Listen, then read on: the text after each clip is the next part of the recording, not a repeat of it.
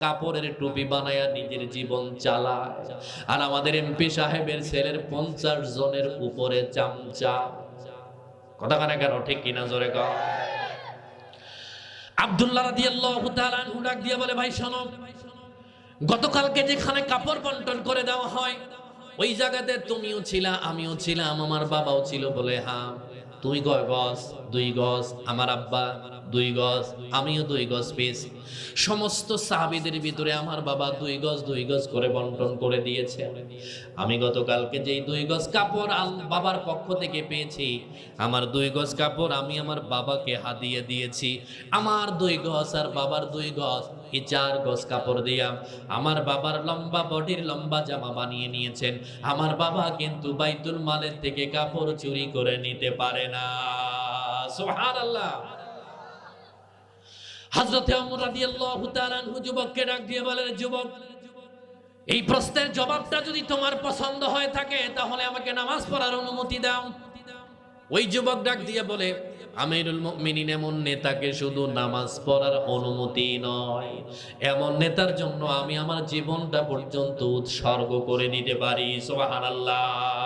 এই জন্য বলছি, আল্লাহর নবীর জামানার নেতা আর বর্তমান নেতা যারা নেতৃত্ব দিবেন, যারা নেতা হবেন, তারা হযরত ওমরের কাছ থেকে নেতা শিখার দরকার আছে না নাই? আছে। কারণ আল্লাহ রাব্বুল আলামিন বলেছেন, কঠিন মুসিবতের দিন আল্লাহ রাব্বুল আলামিন 7 শ্রেণীর মানুষকে আরশে আজিমের নিচে জায়গা দেবে। তার ভেতরে অন্যতম হলো যেই ব্যক্তি ন্যায় বিচার করে, ওই বাদশাকে আল্লাহ আরশে আজিমের নিচে জায়গা করে দিবে। জোরে বলি সুবহানাল্লাহ। 1, 2 এবং 3 এই পয়েন্টের থেকে যারা উঠবে বুঝবেন যে হে এই দলের লোক। কথা বুঝতে পারছেন? 2 নম্বরে আল্লাহ রাব্বুল আলামিনের হাবিব বলেছেন, আক্কা উম্মাহু, শেষ জামানায় আমার উম্মতের ভিতরে এমন কিছু যুবকের আবির্ভাব হবে তারা মায়ের সাথে কোনো সম্পর্ক থাকবে না। আছে না নাই? জোরে কও। নিজের শালি শালা শ্বশুর শাশুড়ির সাথে মধুর সম্পর্ক, কিন্তু একই বাড়ির ভিতরে থাকে, পাশের ঘরের মা অসুস্থতায় কাতরায়, একবারের জন্য মায়ের ঘরের ভিতরে বাবার ঘরের ভিতরে উকি দেয় না, এরকম কোন যুবক কি আপনাদের এলাকায় নাই? কথা কানে কেন, আছে না নাই? আবার যারা মা বাবারে দেখে, ও বন্ধু 6 মাস খাওয়ায়, 6 বছর খাওয়ায়, মাঝে মধ্যে দোকানপাটে গিয়ে গল্প করে, আমি আমার বাবারে খাওয়াই, আমার বাবার সমস্ত চিকিৎসার ভার আমি নিয়েছি, আমার মা অসুস্থ হওয়ার পরে আমি তার চিকিৎসা করি, তারে খাওয়াই। এরকম কিছু খটকা দেওয়া লোক আছে না নাই? ও বন্ধু, তুমি তোমার জীবন দিয়ে যদি তোমার মা বাবাকে খাওয়াও, তোমার কিডনি বিক্রি করে নাই, তোমার গোটা বডি বিক্রি করেও যদি খাওয়াও, মা বাবার হক তুমি কিয়ামত পর্যন্ত আদায় করার ক্ষমতা তোমার আর আমার নাই। ঠিক না? আল্লাহ রাব্বুল আলামিনের হাবিব দুনিয়া থেকে চলে যাওয়ার কিছুদিন পরে, আল্লাহর হাবিব দুনিয়া থেকে চলে যাওয়ার পরে ইয়ামান থেকে এক যুবক, তিনি তার মাকে পিঠের ভিতরে করে নিয়ে এসেছেন, বেঁধে নিয়ে এসেছেন বাইতুল্লাহ তাওয়াফের জন্য। একটু মনোযোগ দিয়ে শুনে নেন। আপনি এখন গুগলে সার্চ দেন, মক্কাতুল মুকাররমা থেকে ইয়ামানের দূরত্ব হলো 1125 অথবা 30 কিলোমিটার। কত দূর? এত দূরে। আপনার বাবা অসুস্থ হয়েছে, কোনদিন পিঠে করে আপনি কক্সেস বাজার নিয়ে গেছেন, এরকম কেউ কি আছে? আসতে কয় কেন, আছেন? ওই যুবক পাথর খচিত রাস্তা পেরিয়ে বর্তমান সৌদি আরবের রাস্তায় আমরা যখন গাড়ি চালাই 200 কিলোমিটার বেগে গাড়ি চালানো যায়, কিন্তু আজ থেকে 1500 বছর আগে আপনি চিন্তা করেন, পাহাড় বেয়ে উঠতে হয়, নিচে নামতে হয়, আবার উপরে উঠেছে, নিচে নেমেছে, উত্তপ্ত মরুভূমি, পাথর খচিত রাস্তা। এমন ভাবে তিনি এসেছেন, তার গোটা 2 পায়ের ভিতরে ফসকা পড়ে গেছে, এমন কোন পায়ের জায়গা নাই যেই জায়গা দিয়ে পাথর কুচি ঢোকে নাই। মায়ের খালি বুট আর সন্তানের খালি পিঠ একত্রিত হওয়ার কারণে, ওই মায়ের বুকটা সন্তানের পিঠে লাগার কারণে সৌদি আরবের মতো দেশে 55 থেকে 58 ডিগ্রি সেলসিয়াস গরমের ভিতরে সন্তানের গোটা পিঠটা ফসকা পড়ে গেছে। মাকে তিনি জমজম কূপের পাশে নামালেন, পায়ের ব্যান্ডেজটা খুলে দিলেন। তাওয়াফরত অবস্থায় যত হাজী সাহেবরা ছিল, তারা সন্তানদের দিকে নজর করে ডাক দিয়ে বলে, আল্লাহ তোমার উপরে রহমত করুক, না জানি কোন মায়ের তুমি সন্তান। যুবক তার মাকে পিঠের ভেতরে বাঁধলেন, মা পেশাব করলে নিজে পরিষ্কার করতে পারে না, কথাও ঠিক মতো বলতে পারে না, চোখে তিনি আফসা আফসা দেখেন, দেখতে পারে না ঠিক মতো। তিনি তার মাকে নতুন কাপড় পরালেন। এই 1100 কিলোমিটার রাস্তা অতিক্রম করার আসার পরে মা কতবার পেশাব করে দিয়েছেন, পায়খানা করে দিয়েছেন, কিন্তু তিনি একবারের জন্য মায়ের সাথে উ শব্দটা ব্যবহার করে না। ওই জমজম কূপের পারে মাকে নামানোর পরে মায়ের পেশাব পায়খানাগুলি তিনি নিজের হাতে পরিষ্কার করে দিলেন। মাকে পিঠের ভেতরে নতুন করে বাঁধলেন বাইতুল্লাহ তোয়াফ করার জন্য। বন্ধু যারা হজে গিয়েছেন তারা বলবেন বাইতুল্লাহ কয়বার তোয়াফ করতে হয়? 7 বার। কিন্তু তিনি তার মাকে নিয়ে পিঠের ভিতরে নিয়ে রওনা করেছেন বাইতুল্লাহ তোয়াফের জন্য। 1 বার 2 বার 3 বার করে করে 4 বার 5 বার হয়ে যায়। মায়ের নইলে পেশাবের বেগ আসে, নইলে পায়খানার বেগ আসে। তিনি তার মায়ের উপরে একবারও বিরক্ত হলেন না। হাজার হাজার মানুষ তোয়াফ করছেন, তারা যেন বিরক্ত না হয়, তিনি তার মাকে আস্ত করে নিয়ে আবার পরিষ্কার করে আবার তিনি রওনা করেন।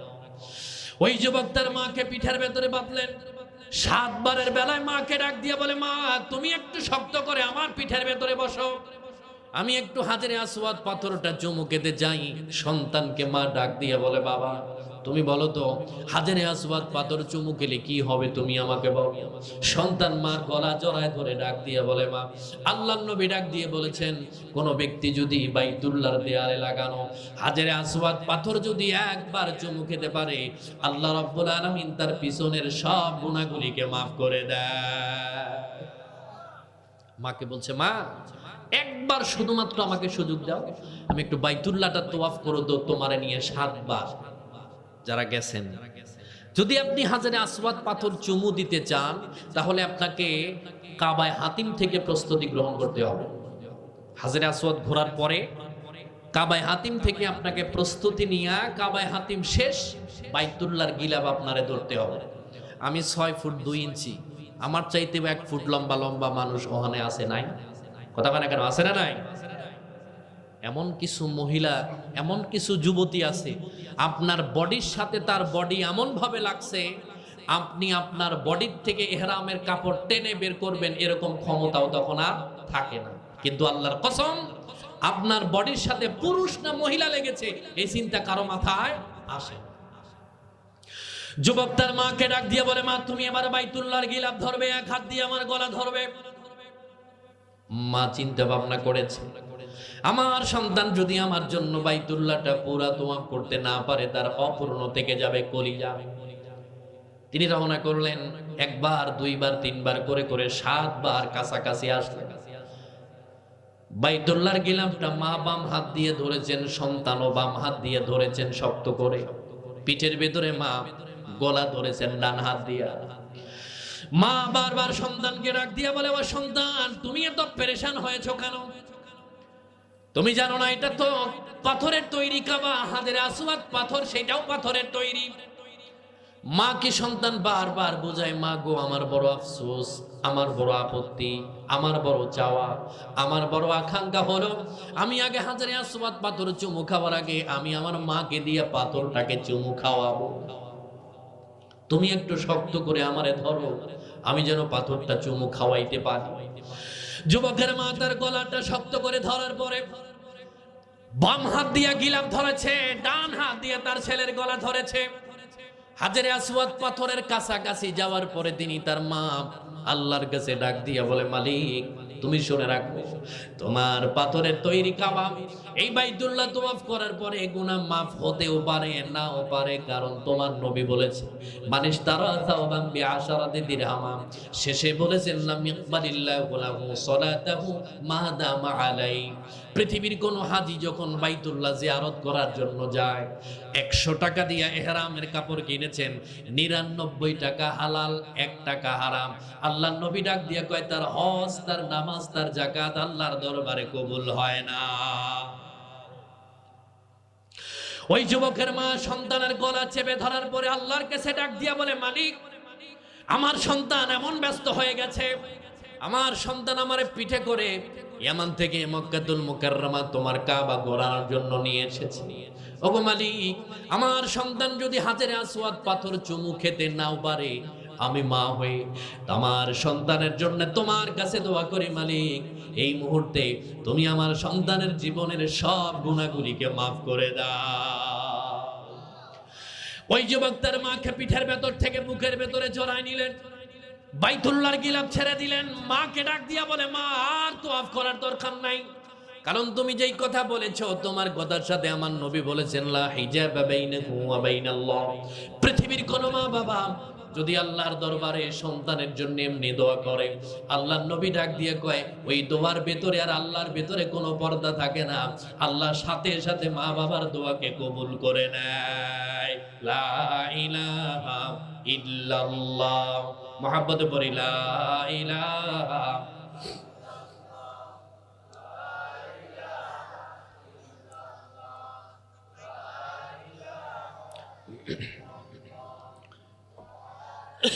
একটু গরম পানি দিন, তো মুহাব্বতে লা ইলাহা।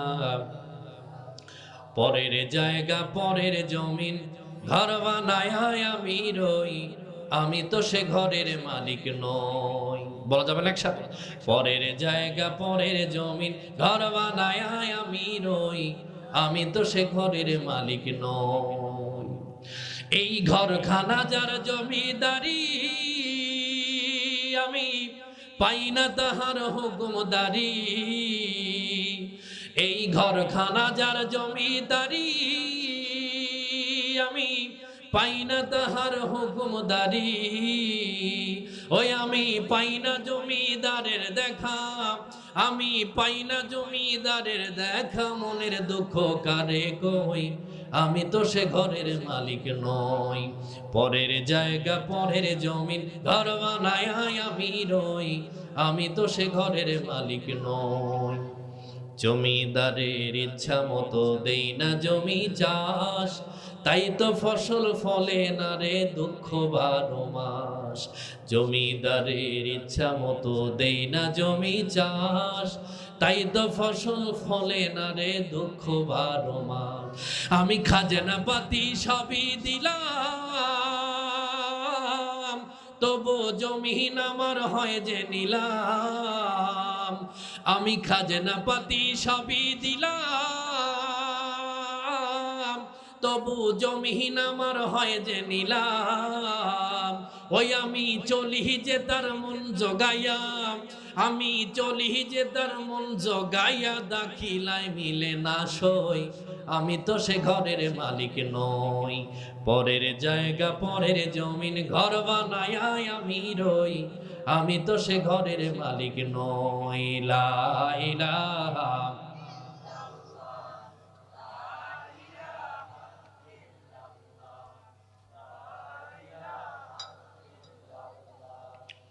লা ইলাহা ইল্লাল্লাহু মুহাম্মাদুর রাসূলুল্লাহ। সকলে একসাথে বলি সাল্লাল্লাহু। দোয়া করে দেব নাকি ভাই? আর কিছুক্ষণ থাকবেন? আর একটা পয়েন্ট আমাকে বলার সুযোগ দিবেন, যেটা আমাদের দরকার সমাজের। আমি কোনো রাজনৈতিক দলের ক্যানভাসার নই, তবে যেটা বাস্তব সেটা আমার যেটা উপকার হয় আপনাদেরও যেন উপকার হয়।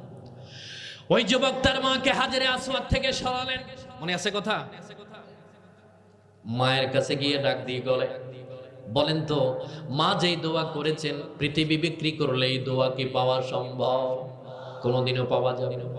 মাকে ডাক দিয়ে বলে, মা তুমি বলো তো তোমার মনের কোনো আকাঙ্ক্ষা, আফসোস, পাওনা, চাহিদা কিছু আছে কিনা বলো।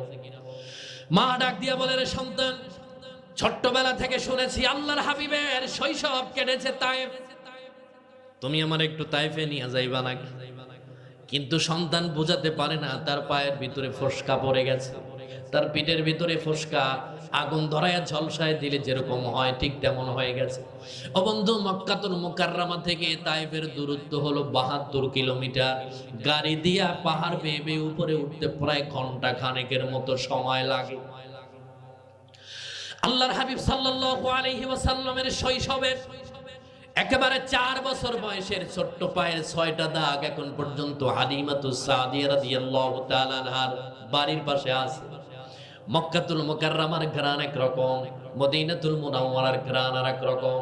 কিন্তু তায়েফের জমিনে রাসূলুল্লাহর যে পায়ের ছোট্ট 6টা দাগ মোবারক আছে, আল্লাহর নবীর হাদিস অনুযায়ী সেখান থেকে জান্নাতের সুঘ্রাণ পাওয়া যায়। সুবহানাল্লাহ বলেন না?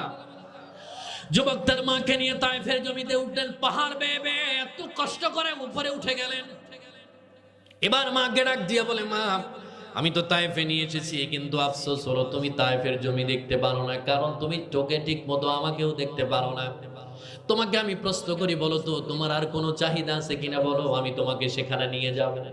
মা ডাক দিয়ে কয়, যার পায়ের ছাপ দেখানোর জন্য তুমি আমাকে এখানে নিয়ে এসেছো, তার রওজা মোবারক দেখার জন্য মদিনাতে নিয়ে যাও। সুবহানাল্লাহ বলেন না? কোথায়? মদিনাতুল মুনাওয়ারা। মক্কা থেকে মদিনার দূরত্ব হলো 442 কিলোমিটার। সন্তান তার মাকে বুঝাতে পারে না, মা আমার পা চৌচির হয়ে গেছে, আমার পায়ের ভেতরে তলার ভেতরে এমন কোন জায়গা নাই। জুতা তখন আবিষ্কার হয়েছে, কিন্তু মাত্র কয়েকজনের পায়ে জুতা। বাদশা নাজ্জাশীর পায়ে জুতা, আমার নবীর পায়ে জুতা, মক্কাতুল মুকাররমার কয়েকজন মানুষের পায়ে জুতা ছিল। তারা খালি পায়ে হেঁটে মক্কাতুল মুকাররমা তারা তাওয়াফ করতেন শুধুমাত্র খালি পায়ে। ওই যে মা পেশাব পায়খানা করে দেওয়ার পরে যে কাপড়গুলি থাকে, তিনি ধোয়ার পরে ওইগুলি কাপড় নিজের পায়ের ভিতরে ব্যান্ডেজ করেন। মাকে তিনি নিয়ে রওনা করবেন মদিনাতুল মুনাওয়ারার দিকে। ডাক দিয়া বলে, মা তুমি আমার পিছনটা শক্ত করে ধরবে, আমার কোনো উট নাই, চলাফেরা করার মতো কোনো কিছুই নাই, আমি তোমার পিঠের ভিতরে করে নিয়ে যাব। কারণ আমার সাথে 72 জনের একটা কাফেলা এসেছে, 71 জনের উট আছে, তারা একা একা এসেছে, কিন্তু আমার কোনো কিছুই নাই, শুধুমাত্র তোমাকে আমি পায়ে হেঁটে মক্কাতুল মুকাররমায় নিয়ে এসেছি। তিনি তার মাকে নিয়ে রওনা করলেন মদিনাতুল মুনাওয়ারার দিকে। মসজিদে নববীর আগে একটা সুন্দর একটা রাস্তা আছে, খালিদ বিন ওয়ালিদ নামক একটা রোড আছে। ওই রোডের ডান পাশে আব্দুস সাত্তার ইয়ামানি একটা মসজিদ। সমস্ত হাজী সাহেবরা যখন মক্কা থেকে মদিনায় রওনা করে, ওই জায়গার ভেতরে একটু রেস্ট করার জন্য দাঁড়ায়, অথবা যোহর আসরের নামাজ পড়ার জন্য দাঁড়ায়। তিনি তার মাকে নামালেন, পিছনে তার মা। হঠাৎ করে ছেলের পিঠের ভেতরে তার হাত পড়ে যাবার পরে মায়ের চোখের পানি আর বাদ মানলো না, সাথে সাথে চোখের পানি ফেলে দিয়া সন্তানকে ডাক দিয়ে বলে, ও সন্তান, তুমি আমার কাছে এত বড় সত্য কেন গোপন করেছো? আমি যদি আগের থেকে জানতাম, একটা বারের জন্য তোমার পিঠে ওঠার জন্য মন মানসিকতা সাপোর্ট দিতাম না। যুবক তার মাকে ডাক দিয়ে বলে, মা কি হয়েছে বলো। তিনি ডাক দিয়ে বলে, বেটা তোমার পিঠের ভেতরে ফসকা পড়ে গেছে, আর আমার জানার বাকি নাই, তবে আমার বড় কষ্ট হচ্ছে, তোমার পিঠের অবস্থা যদি এইরকম হয়ে থাকে, তোমার পায়ের অবস্থাটা কেমন হয়েছে? সন্তান মাকে ডাক দিয়ে বলে, মা আমার পিঠের ভেতরে কিছু হয় নাই, গরমের কারণে পিঠটা একটু ঘেমে গেছে। তিনি বলে, না তুই জানিস না, ওই ছোট্টবেলাতে তোর গোটা বডির ভিতরে কোন জায়গাতে একটা কালো দাগ আছে, কোথায় কালো তিল আছে তুই তো জানিস না, কিন্তু আমি মা হিসাবে তোর গোটা বডিটা আমি মুখস্থ করে রেখেছি। আমাকে আর মিথ্যা কথা বলার দরকার নাই, আমি আর মদিনাতুল মুনাওয়ারায় যাব না। যদি হামাগুড়ি দিয়ে হলেও তারপরে আমি বাড়ি থেকে আসতাম, তোমার পিঠের ভেতরে চড়তে চাইতাম না। ও বন্ধু, পৃথিবীর ভিতরে শুধুমাত্র আপনি একটু বিপদে পড়ে দেখেন, দুনিয়ার সবাই চলে যাবে, কেবলমাত্র মা বাবা ছাড়া। তুমি অসুস্থতায় পড়ে থাকো 6 মাস, তোমার গায়ে পোকা পড়ে গেছে, অথবা তুমি বিছানায় পড়ে গেছে, তোমার গিন্নি 2-4-6 মাস অপেক্ষা করবে না, তোমারে তালাক দিয়ে আর এক জায়গায় বিয়ে বসবে। কথা কয় না কেন? ঠিক কিনা জোরে কও। কিন্তু মা বাবা এমন জিনিস, যদি সন্তান বিকলাঙ্গ আগুনে পোড়াও হোক না কেন, সন্তানকে ফেলে রেখে মা বাবা কোথাও যায় না। যুবক তার মাকে ডাক দিয়া বলে, মা শোনো, আমার কলিজার ভেতরে পাড়া দিয়া তুমি যদি মদিনাতুল মুনাওয়ারার দিকে আসতে চাইতে, আমি নিয়ে আসতাম। কারণ রাসূলুল্লাহর হাদিস হলো, আল্লাহর হুকুম মতো বাইতুল্লাহ তাওয়াফ করা যেরকম ফরজ, তোমার হুকুম মতো মক্কা থেকে মদিনাতে তোমাকে নিয়ে আসা আমার জন্য ফরজ। ঠিক কিনা? নিয়ে গেল মসজিদে নববীর পাশে মসজিদে বেলাল তার মাকে দাঁড় করালেন। বাবে জিবরিল দিয়ে যুবক ঢুকলেন দোয়া করার জন্য। তার মা বাবা নিজের জন্য দোয়া করবেন, কিন্তু নবীজির রওজার দিকে হাত তুলে ধরেছেন, একবার সামনে আর একবার পিছনে তার মায়ের দিকে তাকায়। যুবক তিনি নজর করে পিছনের দিকে নজর করে দেখলেন পৃথিবীর সমস্ত মানুষ এমনে হাত তুলে মোনাজাত করে, কিন্তু তার মা তুলেছে এমনে। কেমনে তুলছে? এইভাবে উঠাইছে, দুইটা আঙ্গুলি একবার একত্রিত করে আর একবার ছড়ায়, একবার একত্রিত করে আর একবার ছড়ায়। কি যেন মনে মনে কয়। যুবক মোনাজাত ছেড়ে দিয়ে তার মায়ের পাশে এসে দাঁড়িয়েছে। ওই মা আল্লাহর হাবিবের রওজার দিকে তাকায়া আল্লাহর হাবিবের রওজা ইশারা করে ডাক দিয়া বলি, ইয়া রাসূলুল্লাহ, আমার সন্তানকে এত কষ্ট করে আমারে নিয়ে এসেছে, কঠিন মুসিবত পার হয়ে যাবার পরে তুমি যেই জান্নাতের ভেতরে থাকবা, ওগো নবী, আমি মা হিসেবে দোয়া করে দিলাম আমার সন্তানকেও তোমার পাশাপাশি জান্নাতের ব্যবস্থা করে দিও। সুবহানাল্লাহ। কি দোয়া করেছেন যুবক। তোমার টাকা পয়সা থাক বা না থাক, আজকে নিয়ত করো, আল্লাহ যদি আমাকে টাকা দেয় আমি আমার মা বাবাকে নিয়ে বাইতুল্লাহ জিয়ারতের জন্য যাব। সকলে বলি আমিন। কারণ ওই কাবা তুয়াফ কবুল হতে নাও পারে, কিন্তু আমার জীবন্ত মা, আমার জীবন্ত কাবার দোয়া কখনো ফেরত আসার সম্ভাবনা নাই। তিনি এবার বাড়ির দিকে রওনা করবেন। আবার তিনি মক্কাতুল মুকাররমায় ঢুকেছেন। যাওয়ার আগে তার মনে একটা খটকা জেগেছে, আমার সাথে যারা আসছে হজ করতে, আমার মতো কষ্ট করে কেউ হজ করে নাই, সবাই চলে গেছে, শুধুমাত্র আমার মা আর আমি রয়ে গেছি।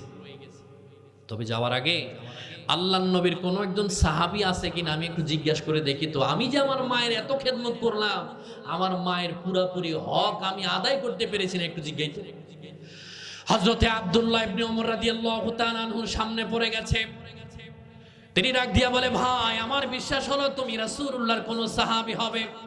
তিনি বলল, তুমি বুঝলে কেমনে? তিনি ডাক দিয়ে বলল, মক্কা এবং মদিনায় যেই জায়গাগুলির ভিতরে আল্লাহর হাবিবের তার বডির ঘ্রাণ পেয়েছি, তাদেরকে জিজ্ঞেস করেছি, তারাই আল্লাহর হাবিবের সাহাবী। এই কারণে আমার আত্মবিশ্বাস হলো আপনি আল্লাহর নবীর সাহাবী। বলে, হ্যাঁ, কি বলবা বলো। তিনি তার পায়ের ব্যান্ডেজটা খুলে দিলেন, পিঠটা হযরতে আব্দুল্লাহ ইবনে ওমরের দিকে ঘোরায় ধরলেন।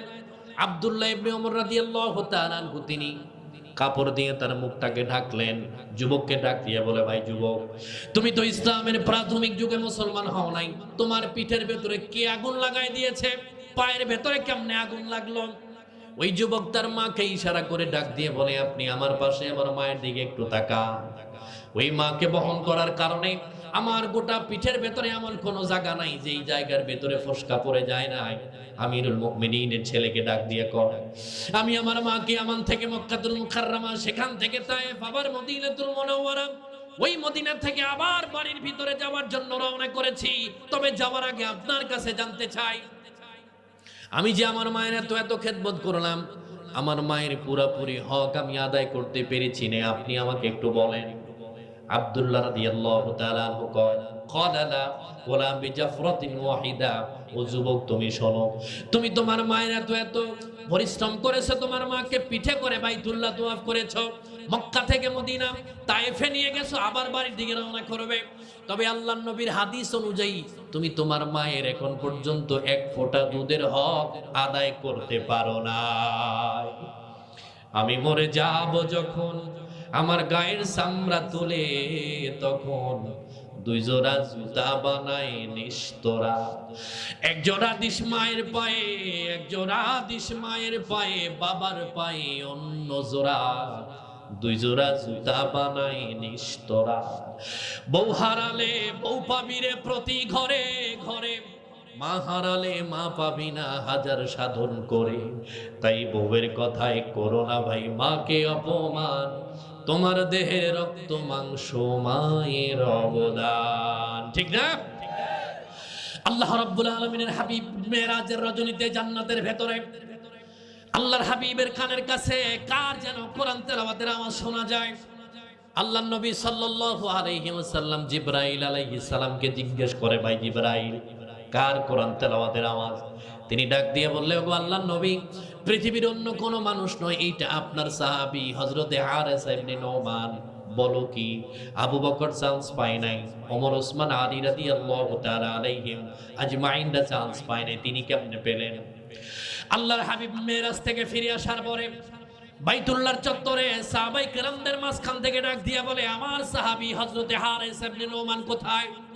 তিনি পিছন থেকে দাঁড়ালেন, মাথা নিচু করে ডাক দিয়ে বলে, ইয়া রাসূলুল্লাহ, আমি কি আপনার সাথে কোনো বেয়াদবি করেছি কিনা?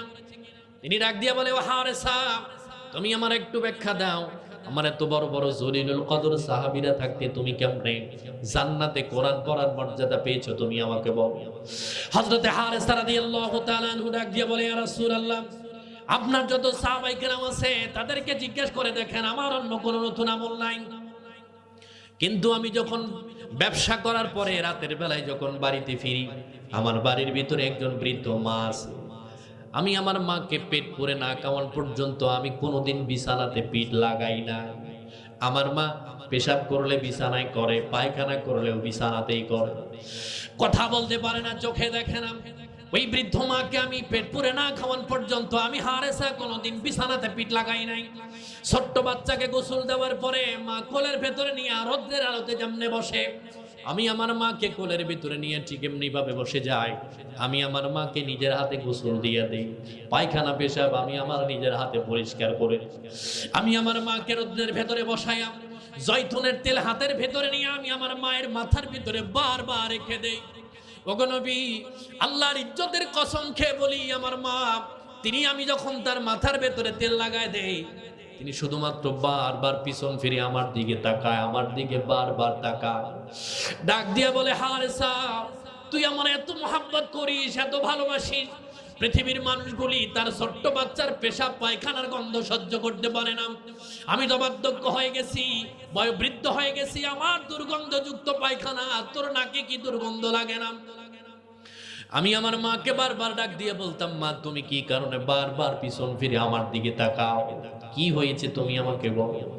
ওগো আল্লাহর নবী, আমি আমার মাকে মাথার ভেতরে তেল লাগায় দেই, বেনি এঁকে দেই, মাথার চুলগুলি আশ্রা দেই, তিনি আমার দিকে বারবার করে তাকায়। আর আমার মা আমাকে শোনায়, শোন, আল্লাহর নবী বলেছেন, কোন সন্তান যদি মা বাবার দিকে নেক নজরে একবার তাকায়, একটা কবুল হজের সওয়াব আল্লাহ তার আমলনামায় দেয়। কিন্তু তুমি আমার কাছে শুনে রাখো, আল্লাহর হাবিবের আর হাদিস হলো, পৃথিবীর কোন মা বাবা যদি সন্তানদের দিকে নেক নজরে তাকায়, আল্লাহ রাব্বুল আলামিন ওই সন্তানের জীবনের সব গুনাহকে মাফ করে দেয়। আল্লাহ রাব্বুল আলামিনের হাবিব একটা কথা তিনি তিনবার বললেন, কাযালিকাল বিররু কাযালিকাল বিররু কাযালিকাল বির। ওয়া হারেসা, পৃথিবীর কোন আমল তোমার এত বড় মর্যাদাবান করতে পারে নাই। তুমি তোমার মায়ের এতটুকুন খেদমত করার কারণে আল্লাহ তোমাকে দুনিয়া থাকতে জান্নাতে কোরআন পড়ার মর্যাদা দিয়েছেন। সুবহানাল্লাহ বলেন না? এই জন্য মাহফিলের যারা আয়োজক আছে, যুবক শ্রেণীর অধিকাংশ মানুষ, এলাকার যুবক যারা আছো, আমি তোমাকে বলি, পৃথিবীর ভিতরে তোমার মা বাবা যদি বার্ধক্য হয়ে থাকে, তুমি তোমার মায়ের পানিটা একটু গোসলের পানিটা হালকা গরম করে দাও, বাবাকে নিজের সাথে গোসল করায় দাও। তুমি যদি তোমার বাবার গোসল দেওয়ার সময়, আমি আমার নিজের অভিজ্ঞতা থেকে বলি, গত বছর 18 ডিসেম্বর আমার বাবা দুনিয়া থেকে চলে যায়, 109 বছর বয়সে মারা যায়। আমি আমার ব্যক্তিগত অভিজ্ঞতা থেকে বলি, আসমানের নিচে জমিনের উপরে আমার মা বাবার মতো উত্তম বন্ধু আর পাই নাই। আপনি পাইলে পেতে পারেন, কিন্তু আমি পাই নাই। আমি আমার বাবাকে যখন গোসল দিয়ে দিতাম, বাবার পায়ের ভেতরে হাত লাগার পরে আমি উপরের দিকে নজর করে দেখতাম আমার বাবার চোখের থেকে পানির ফোঁটা টপ টপ করে পড়ে। আর বাবাকে ডাক দিয়া বললাম, বাবা, তোমার চোখ থেকে কেন পানির ফোঁটা পড়ে? আমার বাবা আমারে বলতো, বাবা, এইটা কোনো কষ্টের পানি নয়, এটা আত্মতৃপ্তির পানি। আমি সুযোগ নিয়ে নিতাম, আব্বাকে ডাক দিয়ে বলতাম, বাবা, তোমার চোখের পানি পড়া অবস্থায় তুমি আমার জন্য দোয়া করো, কারণ তুমি এখন যেই দোয়া করবা আল্লাহ ওই দোয়া কখনো ফেরত দিতে পারে না। যুবক, আমি তোমাকে ডাক দিয়ে বলি, শোনো, আল্লাহর নবী ডাক দিয়ে বলেছেন, বাবানে মুআজ্জালানে উকুবাতুহুমা ফিদ দুনিয়া আল বাগী ওয়াল উকুক। আল্লাহর হাবিব বলেছে, রে যুবক, পৃথিবীর সমস্ত পাপের শাস্তি আল্লাহ আখিরাতের ভেতরে দেবেন, কিন্তু একটা মাত্র পাপের শাস্তি, দুইটা পাপের শাস্তি আল্লাহ দুনিয়াতে দেবেন। নাম্বার 1, কোন যুবক যদি তার মা বাবার সাথে খারাপ আচরণ করে, আল্লাহর নবী ডাক দিয়ে কয়, এই পাপের শাস্তি আল্লাহ দুনিয়াতে না দেওয়া পর্যন্ত যুবকের মৃত্যু দিবেন না। তুমি তোমার একই বাড়ির ভেতরে তোমার শাশুড়ি, তোমার আত্মীয় স্বজনদেরকে নিয়ে পাশের ঘরে খাও, কিন্তু তোমার নিজের পাশের ঘরের ভেতরে তোমার বাবা তোমার মা অভুক্ত অবস্থায় পড়ে আছে, ওই জানালার ফাঁক দিয়ে তোমার ঘরের দিকে বারবার করে তাকায়, আল্লাহর নবী ডাক দিয়ে কয়, তোমার ঘরের দিকে তাকানোর পরে তোমার মা যদি একটা ও শব্দ করে, আল্লাহ কোরআনের ভাষায় ডাক দিয়ে কয়, ইয়াকুলুনা ফি বুতুনিহিম নারা, তুমি তোমার পেটটাকে জাহান্নামের আগুন দিয়ে পরিপূর্ণ করে নিলা। যারা বিয়ে করেছে তারাও শোনো, বিয়ে করো নাই যারা শোনো, তুমি বিবাহ বন্ধনে